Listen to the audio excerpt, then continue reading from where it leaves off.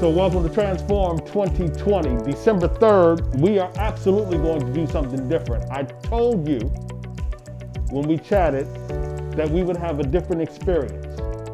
I wanted to make sure we added some context, a bit of layer to what you were going to see all throughout this half-day event. And when I sat with the planning team, we went through a couple of different scenarios. Like, it would have been easy for me to grab a microphone and stand and deliver like you have seen on 2 separate occasions. But I thought it would be so much more impactful if we had an intelligent and exploratory conversation with an incredible friend of mine here in Baltimore City. And it's not just that I'm sitting with an incredible friend, it's what it is that we are going to discuss. And so you're going to get not one, but 2 transformations in this conversation. And so without any additional delay, Mr. Jeffrey Kent. How you feel, man? Enjoying life. I know you are. You always are. So first of all, thank you for allowing us to get into the studio. I know under the COVID conditions, we want to be safe.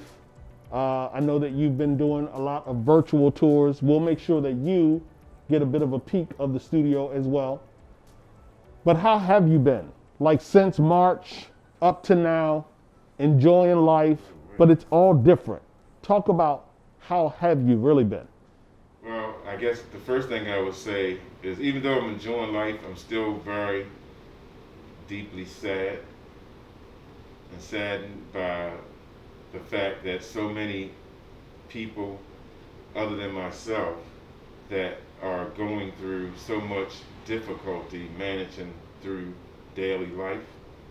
I'm sad about all the poverty that we have, even especially the poverty that I experience in my daily activities, looking at it in my neighborhood that I live in. So I can say for that, I'm sad. I do have optimism, because I'm an optimistic person, that things work out. And for me, other than, being sad for all of the things that are outside of my control, the things that are in my control, I'm very happy about. I'm very happy that I have the lifestyle that I've been able to attain through a lot of hard work that allowed me to be able to sustain during a pandemic. The way I grew up, there's no way I would ever think that I'd be even sitting here in my own house. Yeah, it's really amazing. So Absolutely. It's hard for me to feel, no matter how low things may get for me personally, it's hard for me to really stay in that space because of all of the things that I've attained from my past experiences that this lifestyle I shouldn't even be living. So for that reason, it just always keeps me up. I got it. So that's how I feel, man. So the theme of the event is transform, and I just said a moment ago that we wanted to give them not one, but 2 transformations. And I'll start with yours. You weren't always an artist. Correct. You went through something to get you to becoming an artist. Talk a bit about how you entered into the world of art. Well, let's just let me rephrase that. I've always been an artist. Got it. There's no doubt about that. I know what you mean by that. That's for sure. Through elementary, adolescence, junior high, I've always aspired to be some type of creative maker. But the circumstances that I grew up in, single parent, working multiple jobs, had a lot of idle time in a very marginalized community, marginalized neighborhood, where it was easy to get into drugs, drinking and selling drugs. Those things were very easy for me to attain in my lifestyle at that time, growing up as a kid. That was lifestyle. Being a drug dealer, smoking drugs, smoking weed, drinking beer and Thunderbird and stuff like that. So it's just that I kind of lost my train of thought for a second. Just went back there for a second, it blew me away. But now I look at where I am today, and it's where my art practice has taken me back to. For instance, the work that I'm doing now is specifically focused and informed by my experience that I was just telling you about, growing up as a kid, doing drugs, selling weed, smoking weed, selling coke, ended up doing coke, getting addicted to coke, then becoming addicted to crack. That was where I was in that part of my life growing up. And today, as I say, I'm writing this book, but I didn't say on camera yet, but I'm writing a book that is informed by my autobiography. But the book won't be a specific word book like most people think of when you see and think of a book. It's going to be a picture book. One of the things I struggled with in my adolescence was the learning differences. I had dyslexia without even knowing it. And I felt dumb and was very insecure, which made it also easy for me to fall into the wrong paths in life. Because of those different insecurities, single mother, so many different things, not having a dad around. I mean, so many things that created insecurity for me that it was just so easy. But you actually have now turned that deficiency, that what you classify as an insecurity, it's a superpower now for you, because through all of your artwork, for the most part, you write backwards. That's true. You've actually that's one turned reason it why I do it. because it's more of a superpower. It's I'm in control of. Using it in a controlled way, that's another interpretation. For me, as an art practice, when I started painting, like you said, I wasn't always an artist. That's how we got started on this. How I became an artist is, or when I say an artist, I mean an artist of making two-dimensional works and three-dimensional works that are for sale. It came out of being a drug dealer. I was selling coke, I got arrested.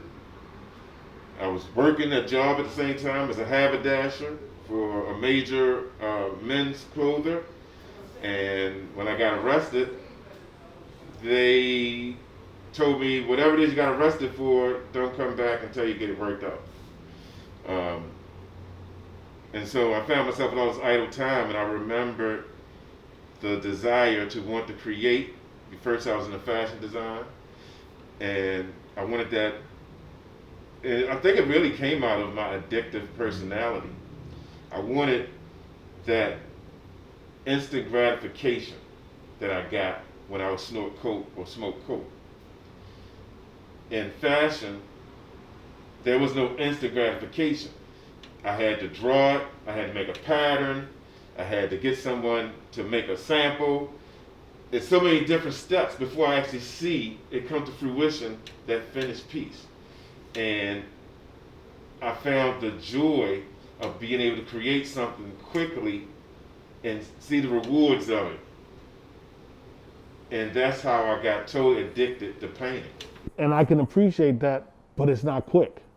It's really not. It's not quick at all. It takes me months to finish one painting. I was going to say, you will live with a painting for a very long time. And it's not that it's just Sometimes any type years, of painting. right. Absolutely. I got one of I've those seen I'm working on since 1997. I got a painting. that you're still working on. I'm still working on. Let's make sure we get a picture of that. So you do something, but most of the work that you do, I shouldn't say you do something, most, if not all of the work that you do has a purpose. Oh, 100%. It's absolutely connected to justice, backstory, to humanity, yes, to social movements, yes, to politics. yeah. You absolutely use your artwork to hold audiences accountable. Yes. Is that and that's fair? another reason why I write backwards as well, is to take control of my audience, to slow my audience down, because it's easy to walk up to a portrait, see it, and walk away. But for thinkers and people who are critical thinkers, it's hard to walk away from words that are difficult to read. Most critical thinkers are going to try to absorb it and see what it is that they're missing. And so that's been one of the tools that I've been using to my advantage. I like how you say that, to control the audience, to slow them down, and not in a controlling way, but yet in a controlling way. Like the pause that we are in now as a result of COVID, it's forced all of us to slow down. It sure has. Prior to COVID, you have been trying to institute some degree of take in life a little bit differently. Like we're missing some things in life, and so you use the artwork to in many ways to do that. How did you get to that place where the art was more responsible and not just entertainment, not shock value? Wow, it's responsible art. It makes me put a little thought to that, Torrin. I was about to say it didn't get that way until I got my master's, but then I thought about one of my first paintings, which it got destroyed and disappeared, was a painting that was totally informed by drugs and my drug addiction. As a matter of fact, when I did it, I was on mushrooms.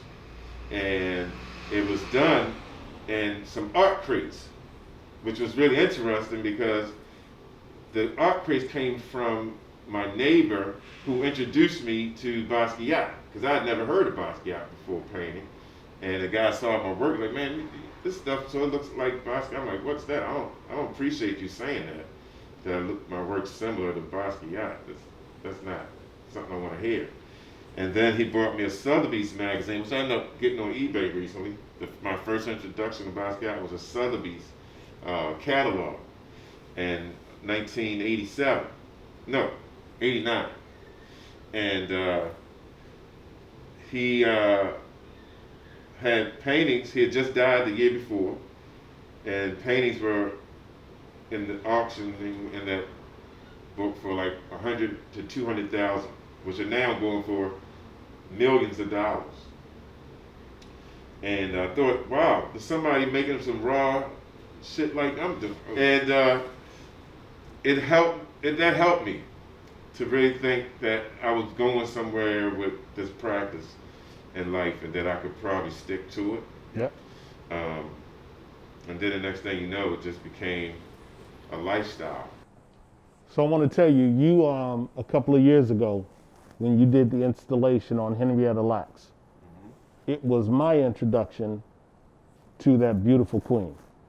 And so for those of you out there listening, the second transformation is an awareness on Henrietta Lacks. And I'm going to read this from the web because I don't want to mess this up. In 1951, Henrietta Lacks, a 31-year-old African-American woman, went to Baltimore's Johns Hopkins Hospital to be treated for cervical cancer. Some of her cancer cells began being used in research due to their unique ability to continuously grow and divide in the laboratory. These so-called immortal cells were later named HeLa, after the first two letters of Henrietta and the first two letters of Lacks, her first and her last name. The reason why I'm telling you this transformational story is because Henrietta Lacks cells are being used all around the world for research. And it was only up until recently that her family was ever told about it, and I believe in some way compensated. Maybe you can correct me on that. I'm not too sure about the compensated part, because I believe Johns Hopkins, I believe that there's been claims that they don't sell the cells. They make them available for research. But then the cells help create drugs that end up making money. So that's a whole nother story I'm not too informed on. But one thing I am informed on is that neither Henrietta Lacks nor anyone in her family gave consent for her cells to be used. That's the one thing I do know. It was kept a secret up until, like you say, very recently.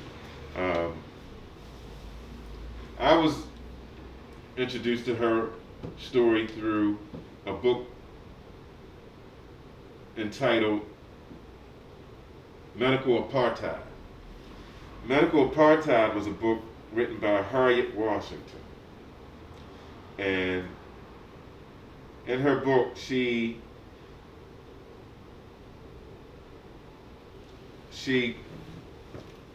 lists various atrocities that have been placed on African Americans. Like, for instance, cadavers stolen from grave sites. I mean, who would have known this? Some of the major medical institutions, medical schools, would go to African American grave sites, dig up freshly buried black folks to experiment on them. You got the Tuskegee Institute, the Tuskegee, which was syphilis studies that they did on those brothers, and the Henrietta Lacks thing came up, and I'm like, what? And then Johns Hopkins being named in it, and me being here in the home of Johns Hopkins in Baltimore, Maryland, it seemed very fitting for me to explore how I could pay homage to that story. And so I started doing research on her cells. One of the challenges for me as a painter was to be able to make something that would be critical and still identify with her without being a portrait.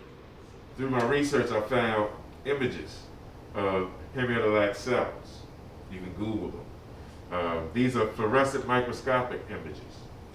And then I got in a conversation with some doctors and some nurses that are friends and collectors who gave me information about how to find video microscopic imagery.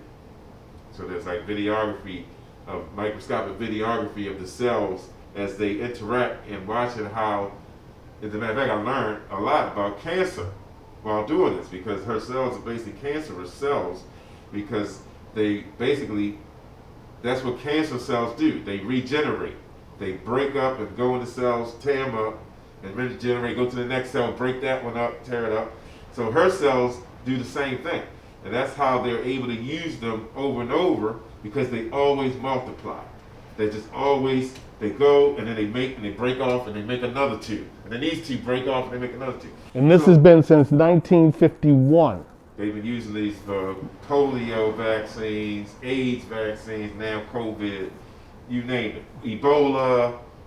There's no virus that's come to man since she died, we should say. Yeah, her cells have been used to investigate cures for anything and everything. And what's extremely important is that as an audience, you understand the power of her presence. You understand the power of humanity. You understand I wanted to give you a bit of proximity to why black people may have a bit of hesitation as it relates to healthcare. Why black people may have consternation as it relates to the number of injustices that are happening in streets, blocks, cities, states around this country, to be even international. And so I thought it would be fitting, so incredibly fitting, for us to talk about Henrietta Lacks. As a matter of fact, she's actually being inducted into the Women's Hall of Fame on December 10th. I believe that's right. Yeah, on December 10th. So what we wanted to do was make sure we had a chance to talk about transformation, and not so much so in an abstract way, in a people way. And so part of what we're going to do is auction off a piece of Jeffrey Kent's art so that you can take advantage of supporting, and let me pull it up, because the donations, all of the funds raised, we're going to the Henrietta Lacks, portion of the funds are going to the Henrietta Lacks Legacy Group, which is located here in the city. Station. Got it. Turner Station, which is where Henrietta Lacks lived. As a matter of fact, I was recently introduced to the Henrietta Lacks Legacy Group, and I'm trying to get more involved in helping their cause. They're trying to get a Henrietta Lacks stamp. Henrietta Lacks, maybe, I think Henrietta Lacks Day. So there are many different initiatives they're doing to constantly keep her legacy alive. I believe the street where she lived, they think they were able to get the street named after her. This is all I'm remembering from a conversation, so just forgive me if I got it a little wrong, but it's similar to these things I'm telling you. Got it. So where can people find more information about you? JeffreyKent.com. That's it? Because you're not all that active on Twitter and stuff like that. Oh, I am on Instagram. Okay. It is Jeffrey Kent. So Jeffrey, because there's a million ways to spell Jeffrey. So we got JeffreyKentArt.com, and then it is Jeffrey Kent. Yeah, I think you got to put the @ sign. Of course you do, on Instagram. Transform! We did something different. We hope that you enjoyed the session that we had here, and that you make it fitting, you find it fitting, you find it important enough to do some additional research on Henrietta Lacks. You can look at the documentary on, I think it's Netflix or HBO, one of the two, something like that. HBO. A movie. With Oprah. Oprah, okay. Based on Rebecca Sloot's book, which is entitled The Immortal Cells of Henrietta Lacks. That's right, on HBO. Of course, there's a number of installations across the internet, things that you can view on YouTube. This is what inclusion and representation look like. It's that curiosity. It's you being in proximity with something a little bit different. I always say it's allowing the unusual, the unsuspected, the unfamiliar to come together with confidence, knowing that we will achieve whatever the goal, objective, or the mission is. My hope for each and every one of you is that you enjoy the remainder of the Transform session, that you enjoy the remainder of the holiday season, and that you walk into 2021 with a renewed spirit of our being better as humans. Nothing but love. Enjoy life.